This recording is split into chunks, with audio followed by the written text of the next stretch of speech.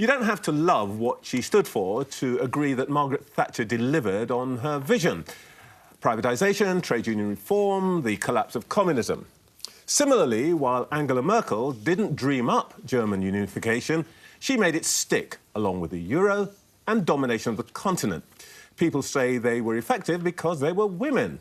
Well, that's patronising guff. And anyway, after the Brexit and universal credit fiascos, we know that not all women leaders can deliver big change. I think it's Angie and Maggie's scientific training that gave them the intellectual discipline to oversee huge social change and translate theory into practice. Yet fewer than 1 in 10 of our MPs and just 1 cabinet minister have seen the inside of a lab since school. We should be paying at least as much attention to whether our leaders know their quantum effects from their quadratic equations as to their gender or race.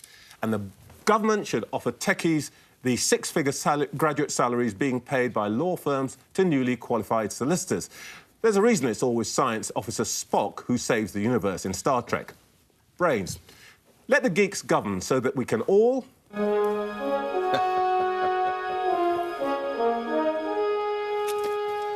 live long and prosper.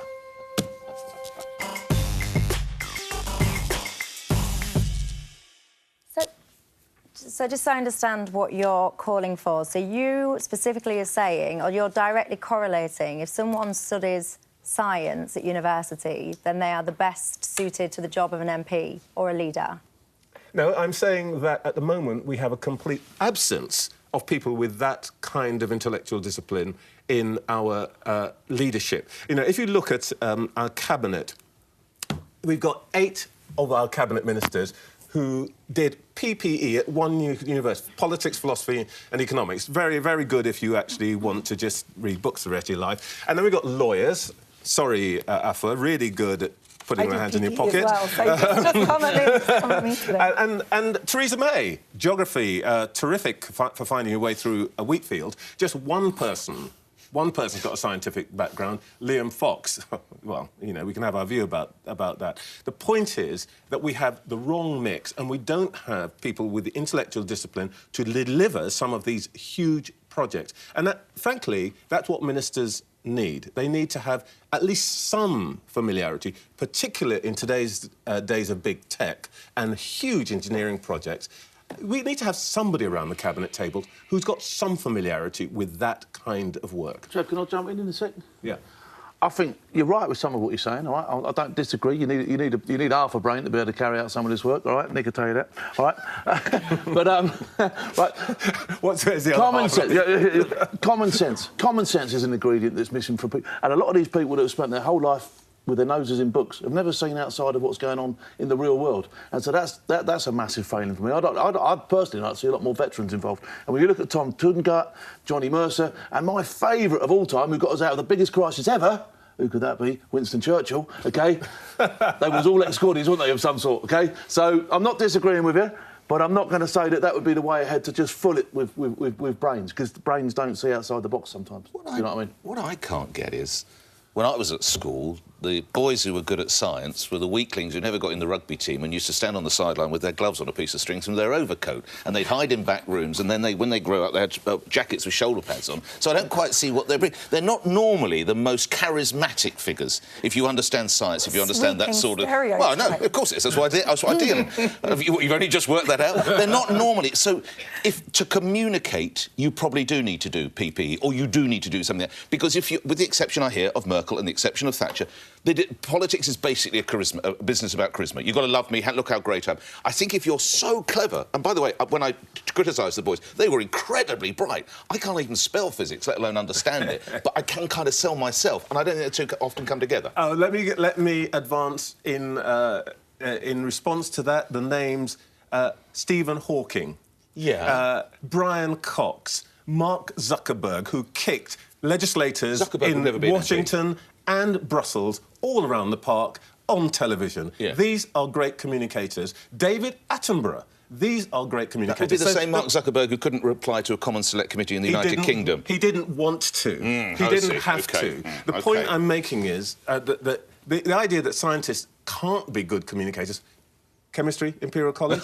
OK, it doesn't stand up to the test. And by the way, you know, Donald Trump is no Einstein, but he's smart enough to have a third of his cabinet who are scientists. So and you're engineers. praising the US now, Trevor Phillips? Can I just bring I'd like to be. Can I bring some sanity into the debate, please, and introduce Chi Onwara, who's one of our few senior political figures who does have a science and technology background. Here she is. Firstly, we need to be representative of the country, and scientists and engineers are underrepresented right now, but also because technology is just becoming, it is already such a huge part of our everyday lives.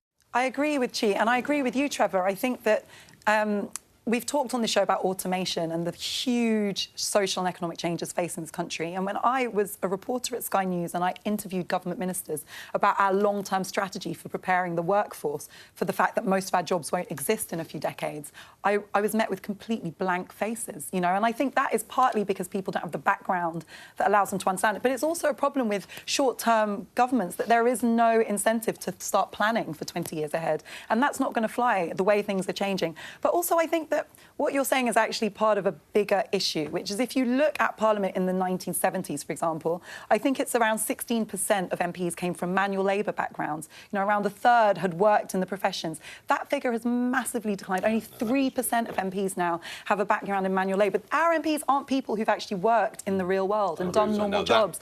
And that not just in science, across the board. I think we need people to represent us who understand what our lives are like. Otherwise, they can't relate. I think about a quarter of the best British cabinet there has ever been, which is at least post-war cabinet. Well, I think there were minors. But I value technology knowledge, and I actually think, I've said on this show many times, I think that the future, you need to understand technology. You really do. You need to understand what's going on. You need people around you that know what's going on and where we're heading.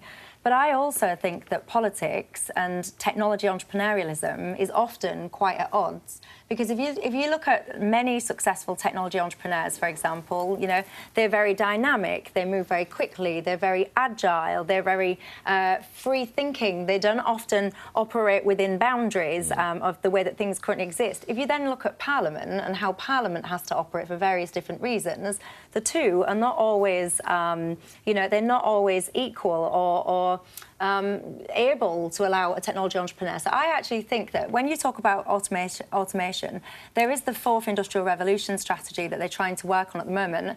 And when you look on that group, they are doing some quite interesting things. Where I've always felt frustrated is where Parliament doesn't seem to call upon experts to help them with their thinking. So we talk so much about the Northern Irish border and what can we do. And I've often thought to myself, get some fantastic... There's a tech answer. Yeah, get some fantastic tech entrepreneurs around the table and say to them, right, this is the problem that we've got to resolve. As successful tech entrepreneurs, what do you think that we should do? And I think that those guys and ladies would come up with fantastic ideas, but they don't need to be politicians to do so. But you're identifying one of the biggest dangers. I mean, our everyday life is now ruled by the great tech companies, the so-called FANGs, Facebook, Alphabet, Amazon, and so on. These people are really smart. They are really smart. And at the moment, they are absolutely spanking the legislators in the United States, in Europe, and here, because they are better. They understand this stuff, and our legislators don't. So every time some piece of law comes up, these guys beat us. And at the moment, they are wielding power unchecked.